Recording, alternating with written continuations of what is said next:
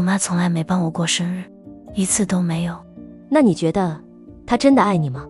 爱吧，最近她终于夸我了，夸我帮我哥帮得很好，我还说我辛苦了。那是说你工具人做得很好，以后可以更好。原来我的好是看我付出多少，原来我拼命想要的爱，有些人躺着就能得到。妈妈，对不起，我不想再这样过了，我想为自己活一次。